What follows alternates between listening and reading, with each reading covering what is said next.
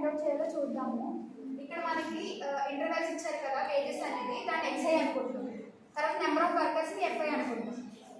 ఈ రెండింటిని టేబుల్ ఫార్మాట్లో డ్రా చేసుకుంటాం. అప్పుడు వీటికి క్యూములేటివ్ ఫ్రీక్వెన్సీ ఫైండ్ అవుట్ చేయాలి. క్యూములేటివ్ ఫ్రీక్వెన్సీ ఎలా ఫైండ్ అవుట్ చేస్తాము? ఫస్ట్ దీన్ని ఎలా వేసుకుంటాం? 5 + 3 ఇక్కడ వేసుకుంటాం. 20 + 8 28, 10 + 28 38, 5 + 38 40. అలా క్యూములేటివ్ ఫ్రీక్వెన్సీ ఫైండ్ అవుట్ చేసుకుంటాం. అయితే మన సిగ్మా ఎఫ్ఐ అంటే ఏంటి? సమ్ ఆఫ్ ఫ్రీక్వెన్సీస్ కదా. సమ్ ఆఫ్ ఫ్రీక్వెన్సీస్ ఎంత వచ్చింది? మనకి 43 వచ్చింది. ఇది మన మీడియన్ ఫార్ములా ఏంటి?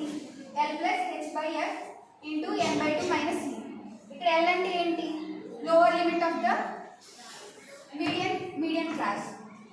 h అంటే height of the median class, f అంటే ఫ్రీక్వెన్సీ, n అంటే నెంబర్ ఆఫ్ n అంటే టోటల్ నెంబర్ అంటే సమ్ ఆఫ్ ఫ్రీక్వెన్సీస్ అన్నమాట. c అంటే క్యూములేటివ్ ఫ్రీక్వెన్సీ. అసలు వీటిని ఎలా ఫైండ్ అవుట్ చేయాలో ఇప్పుడు చూద్దాం. ఫస్ట్ మనకి n ఎంత అన్నాను? n సమ్ ఆఫ్ ఫ్రీక్వెన్సీస్ కదా. 43 అంటే 43/2 అంటే అదే n/2 అంటే 43/2 అంటే 21.5. సో 21.5కి దగ్గరగా ఉన్న క్యూములేటివ్ ఫ్రీక్వెన్సీ ఏదో చూడాలి. 21కి దగ్గరగా ఉన్న గ్రేటర్ క్యూములేటివ్ ఫ్రీక్వెన్సీ ఏంటి? 28 కాబట్టి మనం ఈ రో అంతటిని కూడా మీడియం క్లాస్ కింద తీసుకుంటాం. సో ఈ క్యూములేటివ్ ఫ్రీక్వెన్సీకి ఉన్న ఫ్రీక్వెన్సీని మనం ఏమని తీసుకుంటాం? f కింద తీసుకుంటాం.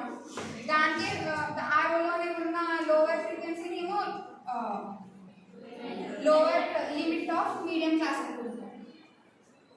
ఓకే, దీనికి పైన ఉన్న దాన్ని ఏమో c కింద తీసుకుంటాం.